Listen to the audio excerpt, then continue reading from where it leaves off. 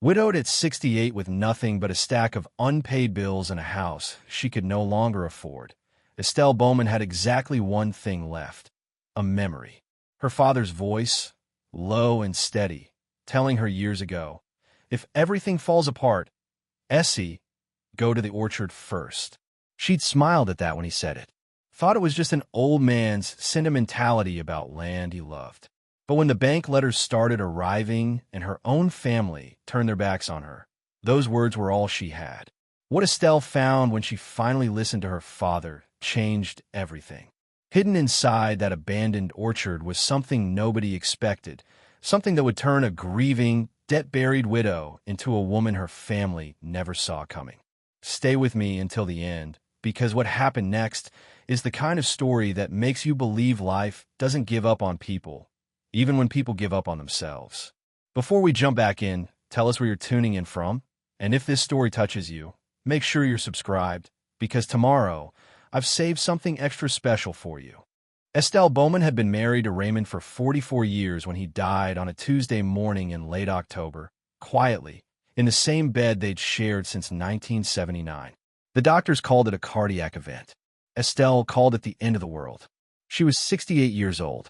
She'd spent those years being Raymond's wife in every sense that mattered. Cooking his meals, keeping his house, raising their two children, Patrice and Dwight, in a modest but warm home outside Hattiesburg, Mississippi. She'd worked part-time at the county library for a stretch in her 40s, but Raymond had eventually discouraged even that. "You don't need to be running around town," he'd said. "I take care of us." And she believed him. For 44 years, she believed him completely. Raymond Bowman was not a bad man.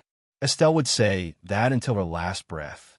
He was generous with his affection, steady in his routines, and he loved her in the particular quiet way that men of his generation showed love, through presence, through consistency, through never leaving. What he was not, it turned out, was careful with money.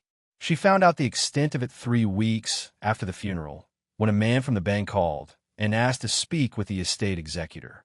Estelle didn't know what that meant at first.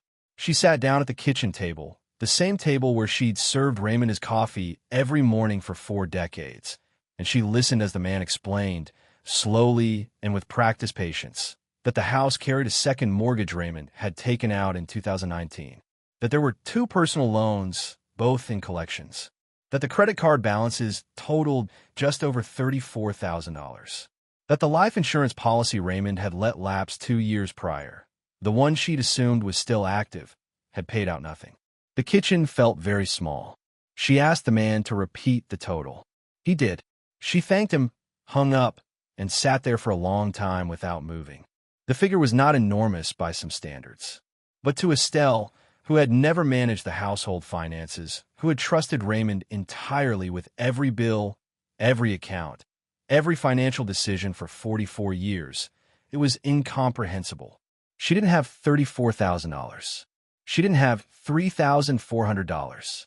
Her monthly Social Security check was $1,190.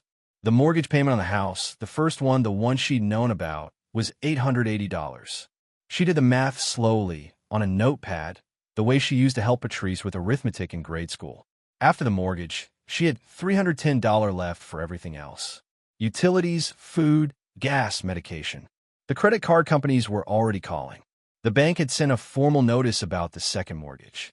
She was 3 months behind on that one, Raymond having stopped paying it sometime before he died without telling her.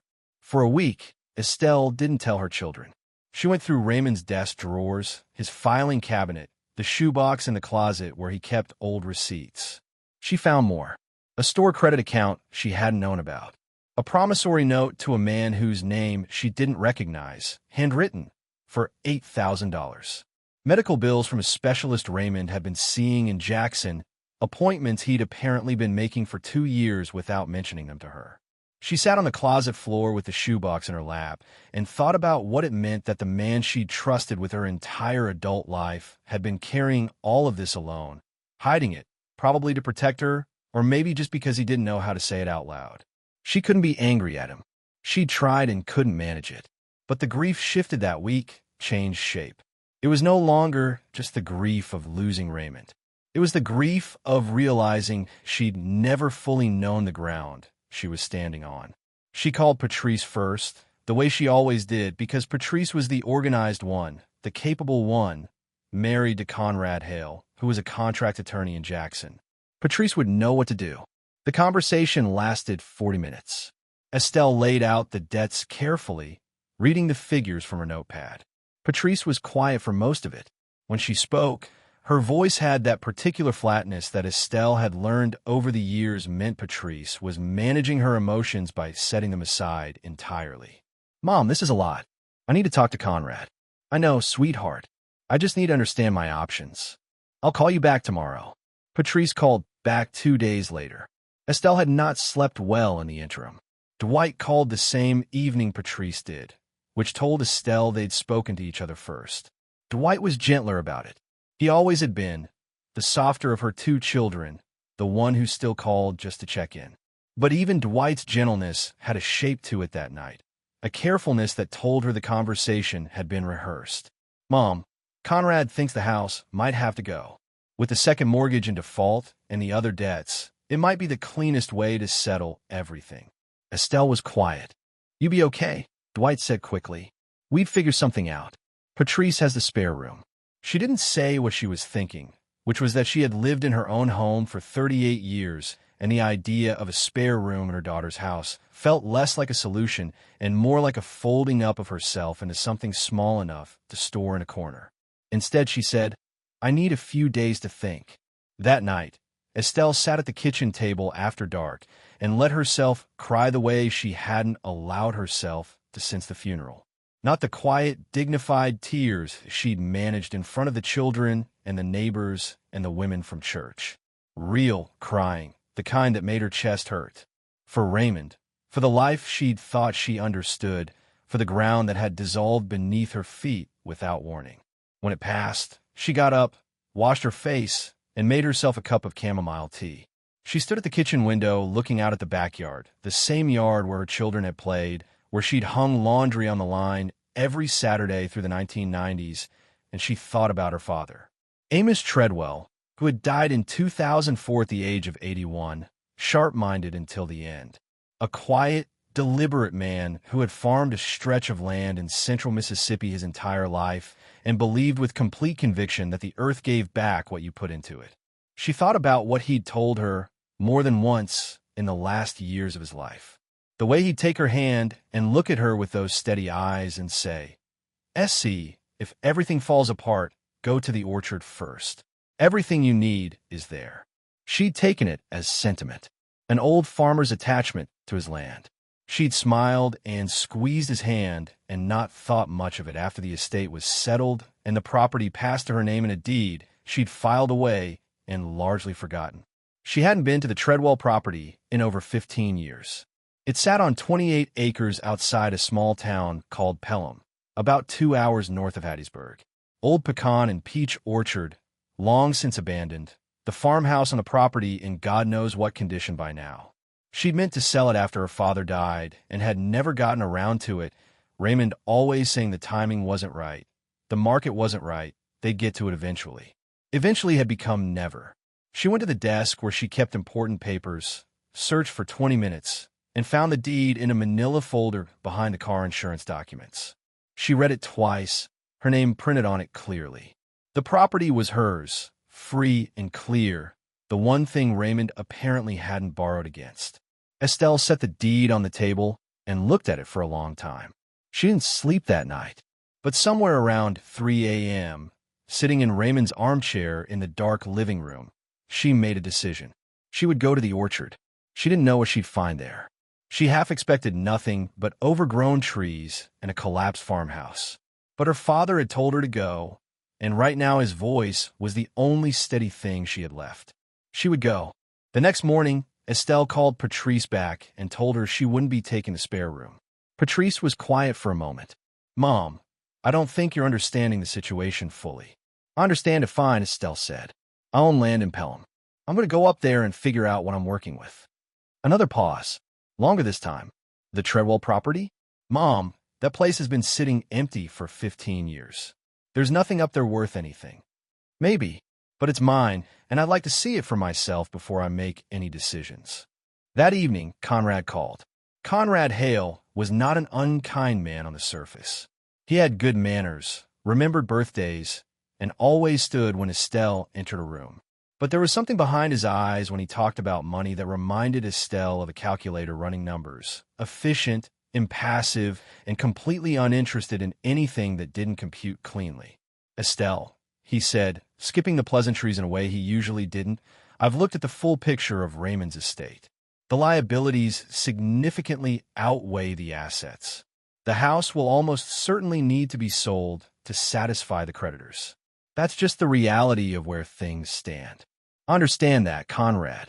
The Pelham property, however, is an asset. It could be liquidated as part of the settlement process.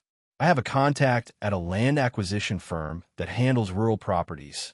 They move quickly, they pay fair market value, and it would give you clean resolution on most of the debt.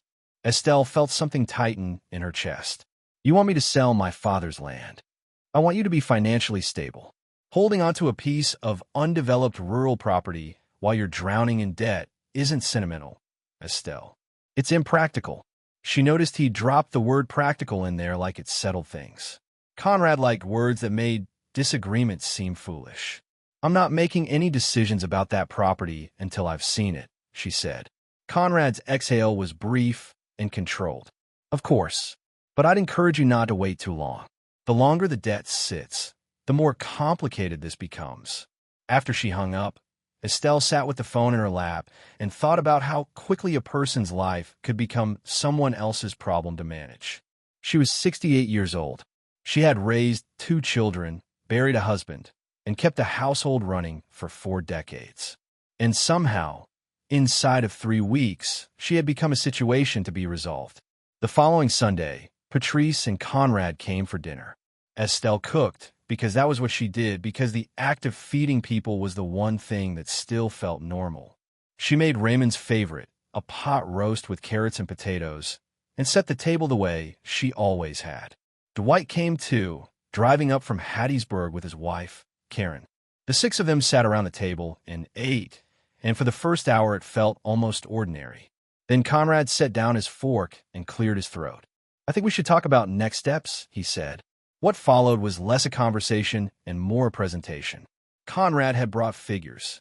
He'd printed them, actually, on paper, and he slid a copy toward Estelle across the table with the confidence of a man accustomed to making documents feel like conclusions. The numbers were accurate. She couldn't argue with that.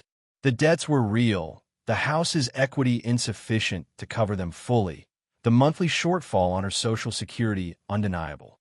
Conrad had laid it out cleanly and completely, and on paper it looked exactly the way he wanted it to look, like there was only one logical path forward. Sell the house. Sell the Pelham property. Move into the spare room. Let Conrad's contact handle the land acquisition. The firm is ready to move whenever you are, Conrad said. They're offering $40,000 for the Pelham acreage. Given the condition of the property, that's more than fair. Estelle looked at him. $40,000 for 28 acres. Rural land in that part of the state doesn't carry much value, Estelle. It's not prime agricultural area. It's mostly overgrown at this point. The farmhouse alone is probably a liability. Patrice reached across and touched her mother's hand. Mom, Conrad has really thought this through. We just want what's best for you. Dwight was quiet. He hadn't touched the printed figures. He was looking at his plate. Dwight, Estelle said. He looked up. What do you think? He glanced at Patrice, then back at his mother. I think you should do whatever feels right to you, Mom. It wasn't much, but it was enough. Estelle folded the papers Conrad had given her and set them beside her plate. I appreciate the work you put into this, Conrad. I genuinely do, but I'm going to Pelham first. After that, I'll make my decisions. Conrad smiled the tight smile of a man who believed he was being patient with someone who didn't fully grasp her own situation. Of course, he said. Take your time. He said it the way people say it when they don't mean it at all. 3 days later, Estelle packed a bag, put the deed in her purse, and drove north toward Pelham. She didn't tell Conrad. She told Dwight, who said he'd check in on her. She told no one else. She drove with the windows down and her father's voice somewhere in the back of her mind, steady and certain as it had always been. Go to the orchard first, Essie. Everything you need is there. She was going to find out if he was right. The drive to Pelham took 2 hours and 20 minutes, longer than Estelle remembered. She'd made this drive dozens of times as a younger woman, back when her father was still alive and the Treadwell property was still a working farm. She remembered the roads feeling familiar then, the landscape recognizable in the way that childhood places always are. Now the highway felt longer, the exits less certain, and twice she pulled over to check the directions she'd written on a notepad because her phone's GPS kept losing signal the farther north she drove. Mississippi in late November was gray and quiet. The fields on either side of the highway were harvested and bare, the tree lines stripped down to their bones. The sky sat low and flat, the color of old pewter. It was not a cheerful drive. Estelle had packed practically a sleeping bag because she had no idea what condition the farmhouse was in. 2 bags of groceries, a camping lantern, work gloves, a change of clothes for 3 days. She told herself 3 days was enough to assess the property and make a reasonable decision. She was not yet allowing herself to think beyond that. She stopped for gas outside a town called Collins and ate a peanut butter sandwich in the car, watching a man across the lot wrestle a tarp over a flatbed truck in the rising wind. She thought about Raymond the way she did constantly now, in short, unbidden flashes. Raymond would have driven. Raymond would have handled the directions and known exactly which exit to take. She pushed the thought away and finished her sandwich and got back on the road. The town of Pelham was smaller than she remembered. 1 main street, a feed store, a diner with a hand-painted sign, a post office the size of a large closet. She stopped at the diner to ask directions to the old Treadwell Road, because the road itself wasn't appearing on her GPS at all. The man behind the counter was in his 60s, broad-shouldered, with a gray beard and the particular unhurried manner of someone who had lived in the same small town his entire life. His name Tag, Red Vernon. Treadwell Road, he said, turning it over like he was checking it for cracks. That's the old orchard property. You family. My father owned it. Amos Treadwell. Vernon's expression shifted slightly, warmed. Amos Treadwell. Lord, I remember that man. Used to come in here every Saturday morning for coffee and biscuits. Never missed a week. He paused. You're his daughter? Essie. She blinked. He talked about me. Talked about you all the time. Said you were the smart one. Vernon smiled and drew her a map on the back of a paper bag, marking the turnoff with a small X. Roads unpaved past the county line. Take it slow, especially if it rained recently. It's been a wet month. She thanked him and left with the paper bag map on the passenger seat. The last stretch of road was exactly as Vernon had warned. Unpaved, rutted, hemmed in on both sides by overgrown brush that scraped the sides of her car in the narrower sections. She drove at a crawl, leaning forward over the steering wheel as though that would help her see better. And then the trees opened up and she saw it. The farmhouse sat at the end of a long clearing, a low white structure with a covered porch running the full width of the front. The paint had gone gray and was peeling in long strips. One of the porch posts had given way, and the roof line on the left side dipped noticeably. 2 of the front windows were broken, covered from the inside with what looked like old cardboard. A rusted weather vane on the roof peak had frozen mid-spin, pointing northwest for the last decade probably. Behind a farmhouse, the orchard spread out across the back of the property. She could see the tops of the trees from the car, bare and skeletal against the low sky, the rows still visible despite years of neglect. The trees were old. Her father had planted some of them himself as a young man. Pecans along the north end, peaches toward the south, a row of pear trees along the property's eastern edge that she hadn't thought about in years. Estelle turned off the engine and sat. The silence was complete. No traffic, no voices, no noise except wind moving through bare branches. After months of phone calls and legal letters and dinner table conversations she hadn't asked for, the silence landed on her like something physical. She thought about the last time she'd stood on this land. Her father's funeral reception, held in the farmhouse because that was what he'd wanted. She'd been 53. Raymond had been beside her. Patrice and Dwight had been young enough that they'd run through the orchard after the service, chasing each other between the trees the way children do when grief is still abstract to them. She got out of the car. The cold hit her immediately, sharp and clean. She pulled her coat tighter and walked toward the farmhouse slowly, looking at everything. The porch boards flexed under her weight, but held. The front door was locked, but the lock was old, and when she tried the key from the deed envelope, it turned on the second attempt with a sound like something waking up. She stepped inside. The smell was immediate. Dust, old wood, something faintly sweet underneath it all that she couldn't place. The main room was dim, the covered windows blocking most of the light. She switched on her camping lantern and held it up. The furniture was still there. Her father's armchair, sheeted in dust. The round kitchen table with the 4 mismatched chairs. A cast iron wood stove in the corner, pipe intact. Shelves along one wall, still holding mason jars. A rusted coffee can, a row of old farming almanacs with cracked spines. It was not as bad as she'd feared. Neglected, yes. Cold and damp and cobwebbed, and carrying the particular staleness of a place that had been sealed against the world for too long. But the bones were sound. The roof had leaked in one corner near the back bedroom, leaving a dark stain on the ceiling and warped boards on the floor beneath. The kitchen window latch was broken. Several floorboards near the entrance creaked and flexed in a way that needed attention. But it was standing. After 15 years empty, it was standing. Estelle set her lantern on the kitchen table, sat down in one of the mismatched chairs, and looked around at her father's house. She thought about him sitting in that armchair in the evenings, reading his almanacs, drinking coffee from the rustic and on the shelf. She thought about the way he'd walked his land every morning before breakfast without fail, checking the trees the way another man might check on sleeping children. She thought about what he'd told her. Everything you need is there. She didn't know yet what he meant by that. She didn't know what she was looking for or whether she'd recognize it when she found it. But sitting in that cold, dusty kitchen in the last of the afternoon light, she felt something she had not felt in weeks. She felt close to him, and that, for tonight, was enough. Estelle spent her first full day at the property doing what she always did when she didn't know what else to do. She cleaned. She started with the kitchen, working methodically from ceiling to floor the way her mother had taught her. She swept cobwebs from the corners, wiped down the shelves, scrubbed the countertop with the cleaning supplies she'd brought. She pried the cardboard from the broken windows and replaced them temporarily with plastic sheeting she found folded in the barn out back.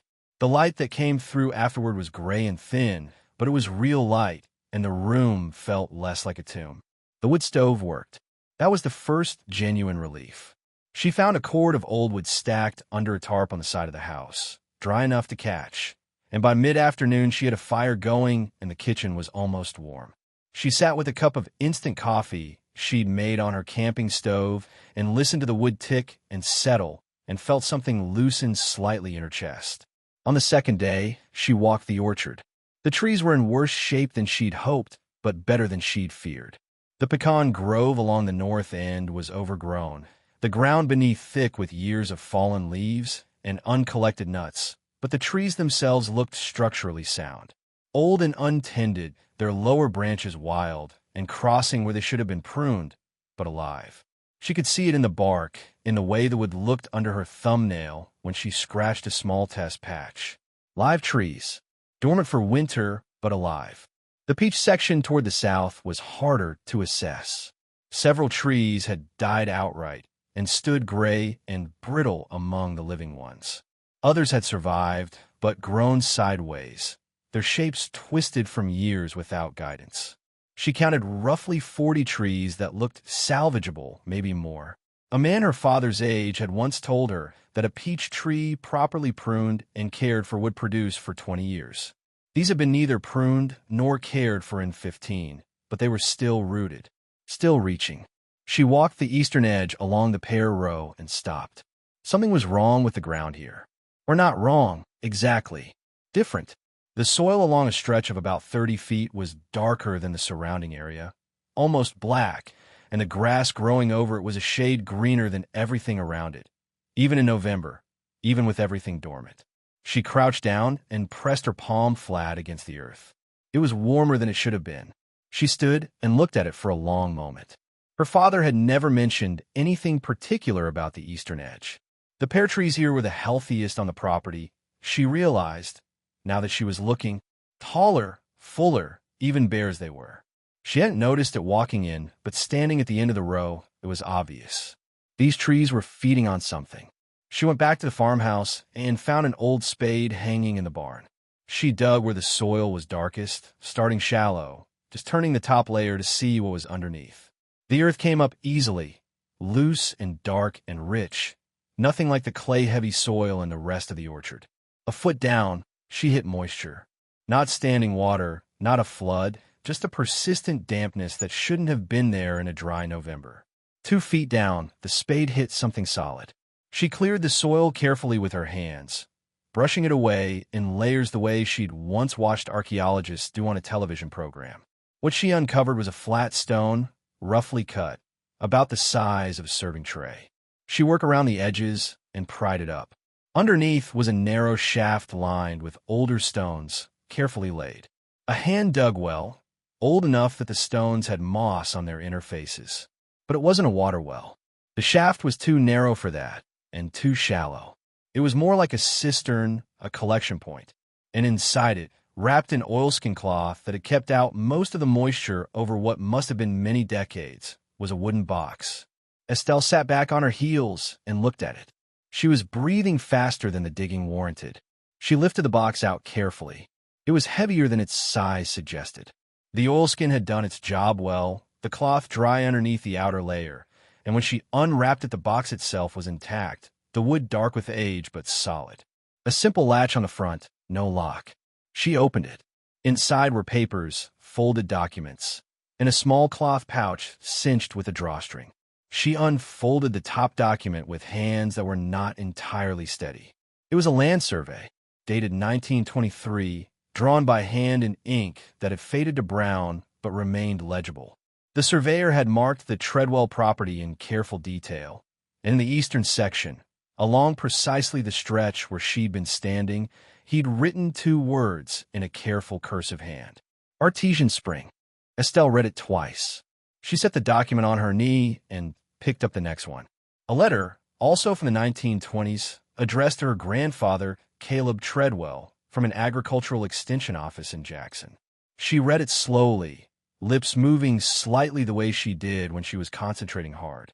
The letter described an artesian spring discovered on the Treadwell property during a county-wide water survey. It noted that the spring produced clean water at a consistent temperature year-round, that preliminary testing had found the mineral content to be unusually high, and that the Extension Office was recommending the Treadwell family consider developing the site for irrigation or commercial purposes. It mentioned interest from a bottling company in Jackson that was actively seeking natural spring sources. It closed by saying a representative would follow up in the coming months. There was no follow-up letter in the box. Estelle sat in the cold orchard with the documents in her lap and looked at the hole she'd dug and thought about her father walking this land every morning of his life. She thought about the way the pear trees along this row had always been the best producers when she was a girl, the ones her father tended most carefully, the ones he'd always seemed most particular about. He had known. He had known what was here, or suspected it, and he had pointed her toward it in the only way he knew how. Not with a deed or a document or an explanation, but with a simple instruction delivered in his steady, unhurried voice. Go to the orchard first, Essie. She opened the cloth pouch. Inside were several small glass vials, stoppered with wax, each labeled in her grandfather's handwriting. Spring water samples, dated 1924. 100 years old, sealed and waiting. Estelle looked up at the gray November sky through the bare branches of the pear trees her grandfather had planted over a water source he'd never developed, that her father had tended and protected without ever explaining why, that her husband had tried to sell and Conrad had tried to liquidate for $40,000. She started laughing. It came out of nowhere, genuine and a little ragged, the kind of laugh that lives right next to tears. She sat in the mud beside a hole she'd dug herself at 68 years old and laughed until her eyes watered, because the absurdity of it was too complete for any other response. Her father had been right. Everything she needed was here. Preparing and narrating this story took us a lot of time. So if you are enjoying it, subscribe to our channel. It means a lot to us. Now back to the story. Estelle drove back to Hattiesburg the following morning, packed a larger bag, and returned to Pelham 2 days later with no departure date in mind. She didn't announce this to anyone. She texted Dwight to say she was staying at the property for a while and that she'd call when she had something worth reporting. She did not text Patrice. She did not call Conrad. She put her phone on silent most days and let the voicemails accumulate like whether she'd deal with later. The farmhouse became her project before the orchard did, because she couldn't work the land from a house. She couldn't sleep in properly. She attacked it the way she'd always attacked difficult domestic situations, systematically and without sentiment. The warped floorboards in the back bedroom came up first. She'd never pulled up floorboards before in her life, but she had a crowbar, a YouTube tutorial she'd watched twice on her phone before the signal dropped, and a stubbornness that had no particular place else to go. The work was hard in a way that surprised her. Not just physically, though that was real enough. Her hands blistered by the second day. Her lower back made its objections known every morning when she stood up from the sleeping bag. She was 68 years old, and she had not done manual labor since she was a young woman helping her father on the farm, and her body cataloged the difference in detail. But there was something in the difficulty itself that helped. Each task required her complete attention. She couldn't think about Raymond's debts while she was focused on not splitting a floorboard. She couldn't replay the dinner table conversation with Conrad while she was figuring out how to reattach a porch post. The work crowded out the noise in a way that nothing else had managed since October. She drove into Pelham most mornings for supplies. The hardware store was run by Vernon's brother-in-law, a man named Gus who had the same unhurried manner as Vernon and a similarly deep knowledge of the surrounding county. Gus started giving her advice she hadn't asked for, which in other circumstances might have irritated her. But his advice was good, and she was practical enough to use it. That roof overhang on the east side needs attention before you do anything else interior, he told her one morning, looking at a list she'd written. Water gets under that, and you'll be redoing work you've already done. She hadn't thought about the overhang. She added it to the list. Vernon at the diner fed her most evenings. She'd taken to stopping in on her way back from the hardware store, ordering the soup and whatever the daily bread was, sitting at the counter while the place emptied out after the dinner rush. Vernon asked questions without being intrusive about it, the way people in small towns learn to do when they're actually interested rather than just filling silence. She found herself telling him more than she'd intended, about Raymond, about the debts, about Conrad's $40,000 offer for the land. Vernon's expression when she mentioned the offer was brief but clear. $40,000 for this acreage, he said. That's what he said. Vernon wiped down the counter and said nothing for a moment. My cousin sold 40 acres 2 counties over last spring. Dry land, no water source, no improvements. Got $2,200 an acre. Estelle looked at him. Just saying, Vernon said, and moved on to the next customer. She went back to the farmhouse that night and sat with the land survey and the letter from the Agricultural Extension Office spread on the kitchen table under the camping lantern. She read the letter again carefully. The bottling company referenced was long gone, certainly. But the spring itself, if the water was what the 1924 survey suggested, was a different matter entirely. She'd been thinking about it since the day she found the box. Thinking carefully, the way her father had taught her to think about problems, from the ground up rather than from the conclusion backward. What did she actually have? A documented artesian spring on 28 acres of land with a viable orchard that needed work but was not beyond saving.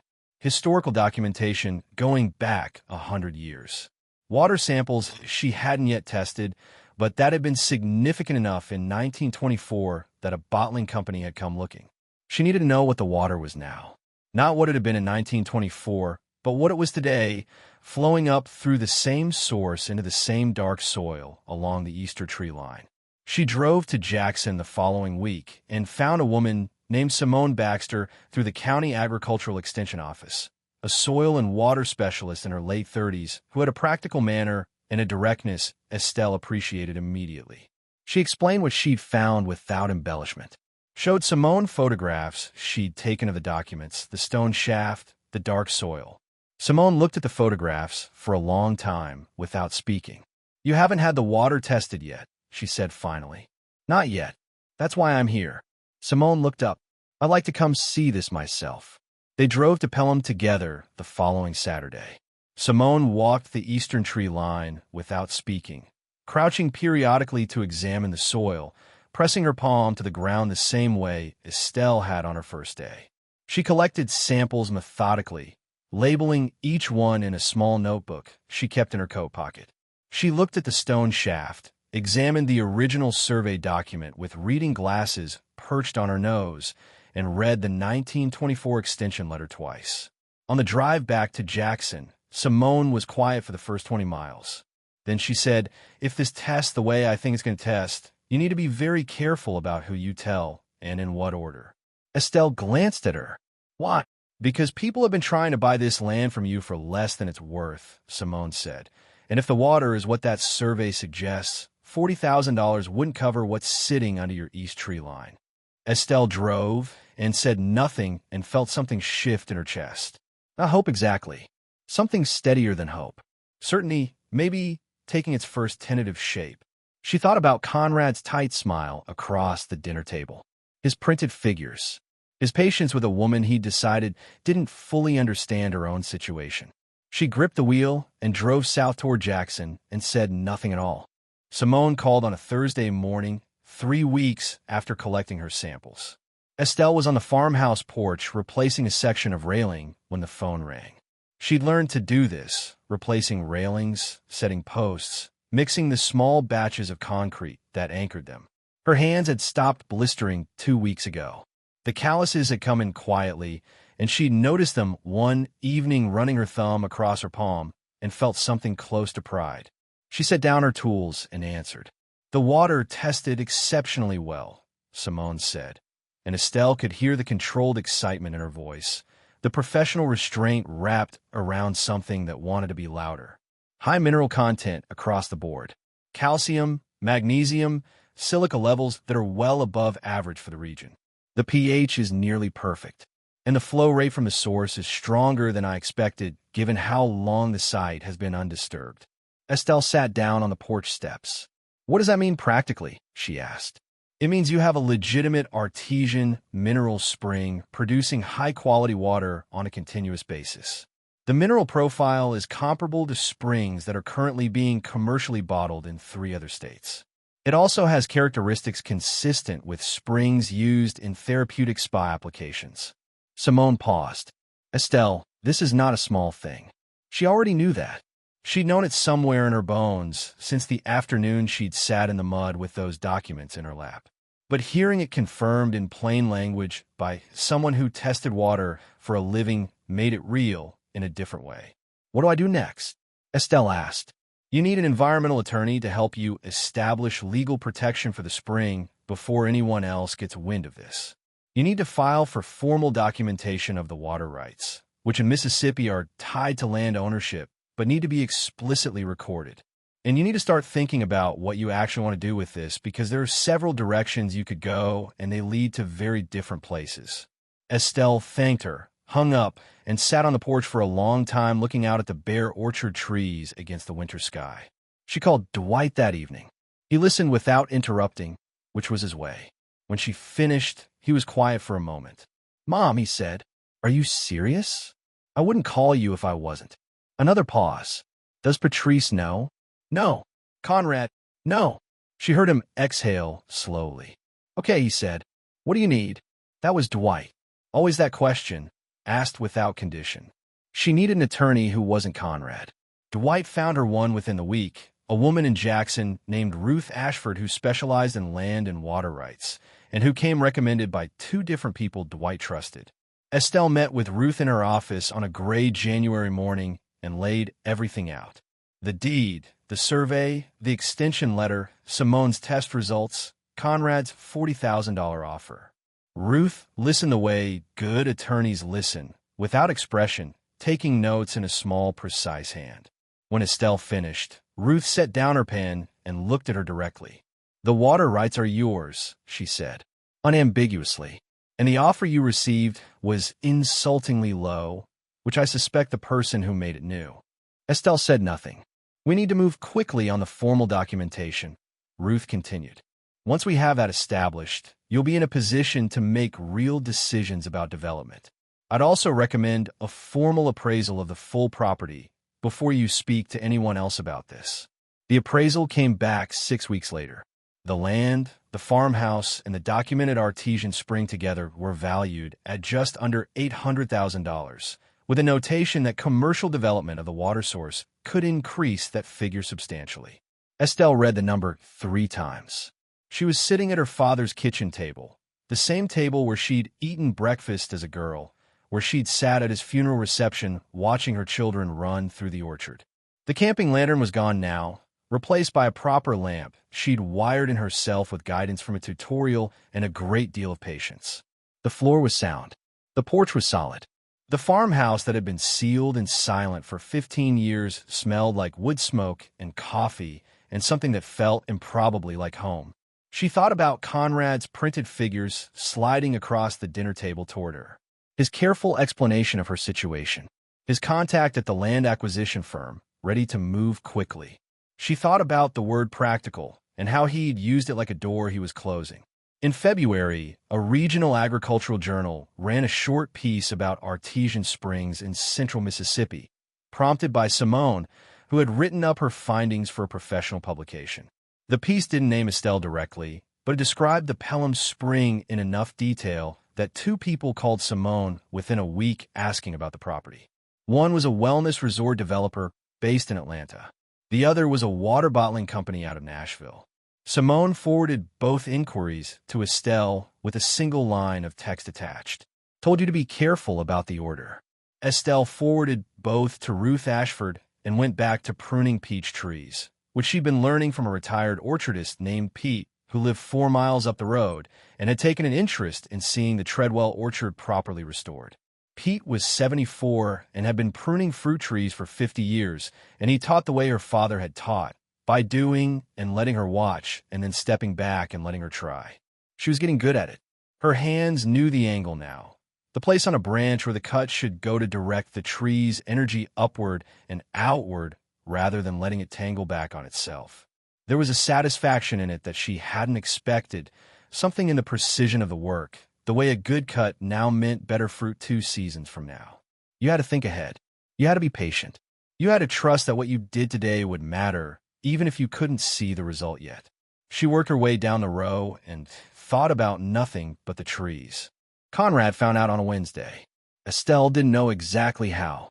Her best guess was that the property appraisal had generated paperwork that moved through county records, or that someone in Pelham had talked, small towns being what they are. It didn't matter much how. What mattered was that on a cold Wednesday morning in March, for months after Estelle had driven north with a paper bag map on her passenger seat, Conrad Hale's silver sedan came up her unpaved road and parked in front of the farmhouse she'd spent the winter restoring. She was in the orchard when she heard the car. She recognized it before she recognized him, the particular shine of it incongruous against the muddy ruts of the track. She stood between 2 peach trees with her pruning shears in her hand and watched him get out. Conrad looked around the property with an expression she recognized. It was the same expression he'd worn at the dinner table when he'd slid those printed figures toward her. Calculation dressed up as concern. He saw her and raised a hand in greeting. She didn't raise hers back. She walked toward him at her own pace, shears still in hand, and stopped 10 feet away. Conrad, Estelle.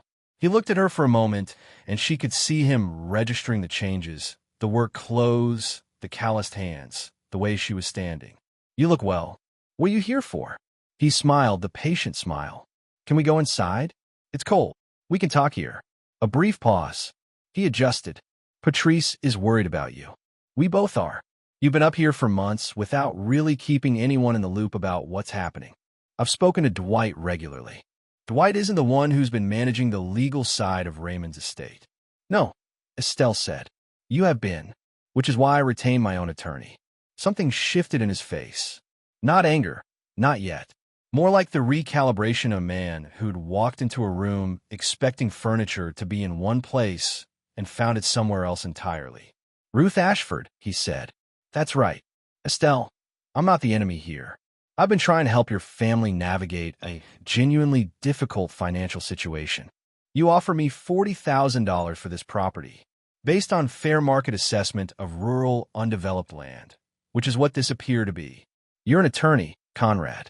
A contracts attorney. You know what due diligence looks like. Did you do any?" The patient's smile was gone now. He looked at her the way he probably looked at opposing counsel when the pretense of cordiality had served its purpose and could be set aside. "The appraisal figure I've seen suggests this property has significantly appreciated in value due to the discovery of a water source. I think you'd agree that changes the picture considerably. It changes nothing about what you offered me. It changes what the property is worth to a potential buyer." Estelle looked at him steadily. "Are you here to apologize, Conrad? Or are you here because you want something?" He put his hands in his coat pockets. The calculated patience came back, softer this time, almost convincing.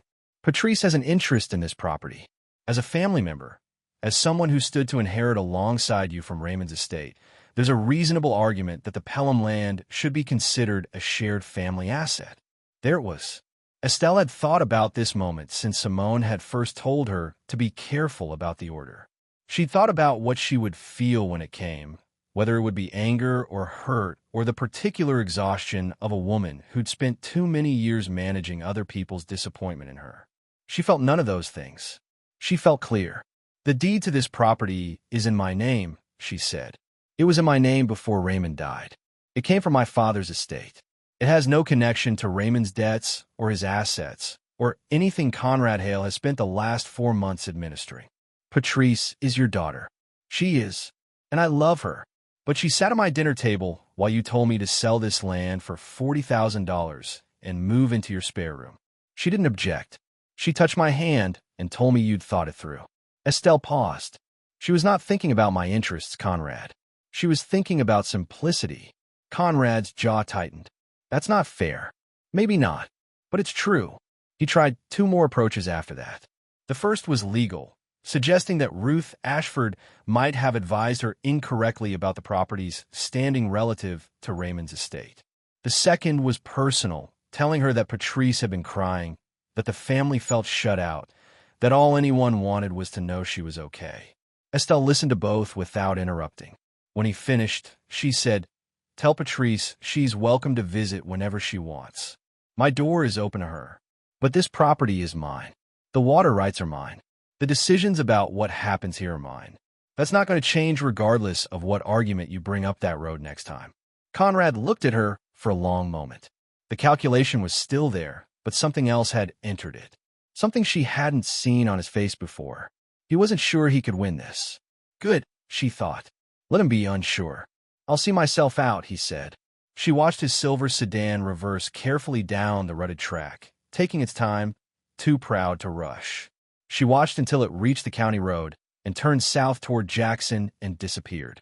Then she turned back to her peach trees and picked up her pruning shears and got back to work. There was still a full row to finish before the light went. Spring came to the Treadwell property slowly, the way it does in central Mississippi. Not all at once, but in increments, a warmer morning here, a green edge appearing along the fence line there. And then one day, Estelle looked up from her work and the orchard was in bloom. She'd been pruning and tending those trees through the coldest months, learning as she went, Pete walking the rows beside her on weekends and offering corrections in his quiet, unhurried way. She'd read every book on orchard management she could find, ordered them online, and stacked them on her father's shelves next to his old almanacs. She'd treated the diseased trees, removed the ones too far gone, cleared the ground beneath the surviving ones so the soil could breathe. She hadn't known if it would work. You couldn't know that in winter. You did the work and waited and trusted the process the way her father had always trusted it, with a patience that had nothing passive about it. But standing in the orchard on a morning in late March with peach blossoms opening white and pink along the rows she'd tended, Estelle understood for the first time that she wasn't going to fail. The spring development moved alongside the orchard work, on its own timeline, bureaucratic and slow. Ruth Ashford navigated the water rights documentation with a thoroughness that made Estelle glad she'd found her. Environmental permits, historical registration, formal appraisal updates as the situation clarified. It was paperwork heavy and occasionally maddening, and Estelle sat with Ruth through every meeting, asking questions, learning the language, refusing to be a passenger in her own process. The wellness resort developer from Atlanta came to visit in April. His name was Marcus Webb, early 50s, polished in the way of men who spent their careers presenting ideas to investors. He walked the property with his hands clasped behind his back and his eyes moving constantly, pricing things. Estelle walked beside him and let him look. He made an offer over coffee at the farmhouse kitchen table. It was a purchasing offer, full acquisition, significantly higher than Conrad's $40,000, but structured in a way that would have transferred ownership entirely. Estelle listened to the full presentation, thanked him, and told him she wasn't selling. He looked surprised. Men like Marcus Webb often did when the answer was no. "I'd be open to discussing a partnership structure," Estelle said. "Minority investment, operational support, in exchange for a percentage of revenue. I retain ownership and decision-making authority. If that's something worth exploring, I'm happy to have Ruth Ashford draw up a framework." Marcus Webb looked at her for a moment, recalibrating. Then he nodded slowly. "Let's talk about that." They spent 3 months negotiating. Ruth sat beside Estelle through every session. Simone provided technical documentation that strengthened Estelle's position at 2 critical points. In July, they signed an agreement. Marcus Webb's company would fund the development of a small therapeutic spa facility built around the artesian spring. Estelle would retain full ownership of the land and majority control of operations. The design would honor the property's history, the farmhouse restored as a guest reception space, the orchard maintained and eventually productive again. Dwight drove up the weekend after the signing and sat on the porch with his mother while the evening came in warm and slow over the orchard. "Dad would have liked this," he said. Estelle thought about that. "I think he would have been baffled by most of it," she said. "But yes, the orchard part he would have liked." Dwight smiled. He'd visited 6 times since February, driving up on weekends, helping where he could, mostly just being present in the way that mattered. He'd never pushed, never offered opinions she hadn't asked for. He'd just shown up, which was its own kind of love. Patrice had come once, in May, alone, without Conrad. She'd arrived on a Saturday morning looking uncertain, standing beside her car in the way of someone who wasn't sure of their welcome.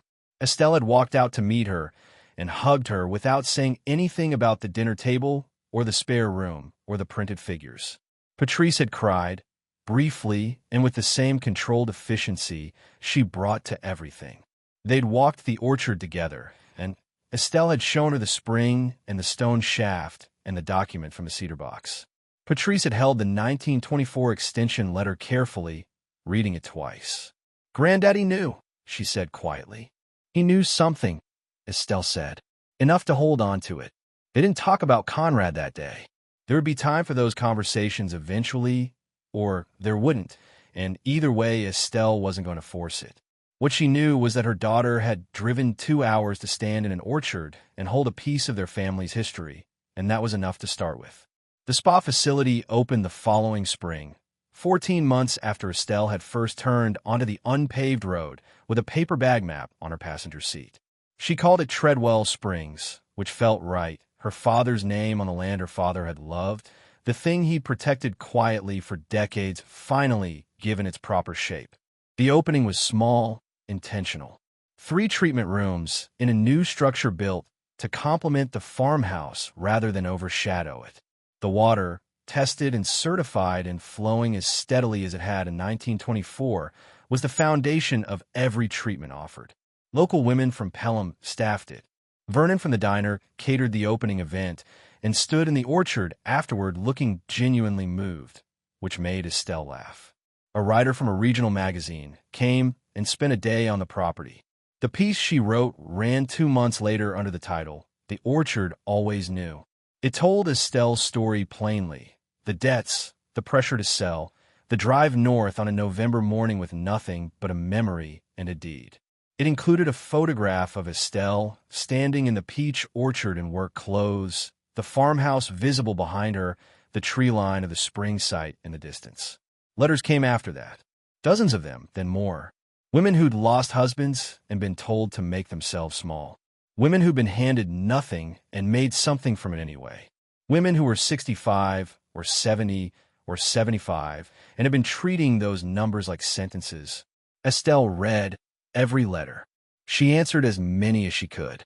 One came from a woman named Harriet, 71 years old, recently widowed, writing from a small town in Alabama. Her children wanted her to sell her late husband's workshop property, and she wasn't sure she should, but everyone around her had an opinion, and none of those opinions were hers. She asked Estelle simply, "How did you know to trust yourself?" Estelle sat with that question for a long time before she wrote back. "I didn't know," she wrote. "I just knew that everyone else's certainty about what my life should look like didn't feel like mine, and my father's voice felt like mine. So I follow that instead." You'll know your own voice when you hear it. The hard part is deciding it's worth listening to.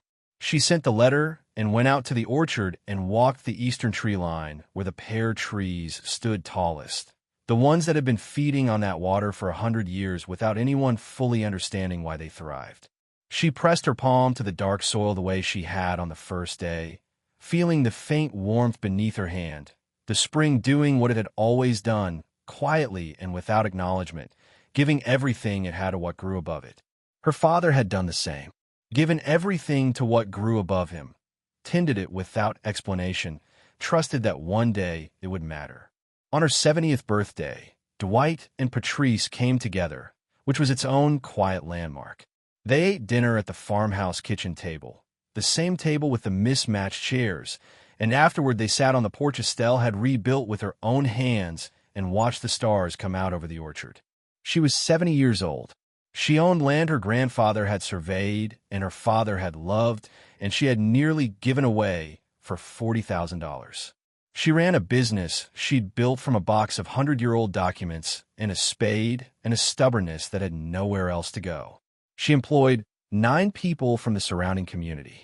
She had a porch she'd built herself and an orchard in bloom every spring and a kitchen that smelled like wood smoke and coffee. She had her father's voice, and she had her own, and she'd learned to trust both. Raymond had left her with debts and silence, and a house she couldn't keep. He hadn't meant it as cruelty. She believed that now, had made her peace with it somewhere in the long winter months of physical work and cold mornings. He'd been a man who carried things alone and ran out of time to set them down. She grieved that. She grieved him.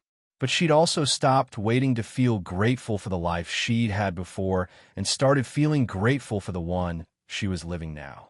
The night air was warm and full of cricket sound, and the orchard was a dark shape against the sky thick with stars, and Estelle sat on her porch with her 2 children beside her and felt, completely and without qualification, that she was exactly where she was supposed to be. Her father had known.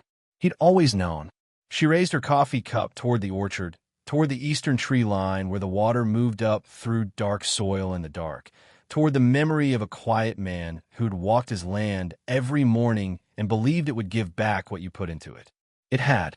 She had. Up next, you've got 2 more standout stories right on your screen. If this one hit the mark, you won't want to pass these up. Just click and check them out. And don't forget to subscribe and turn on the notification bell so you don't miss any upload from us.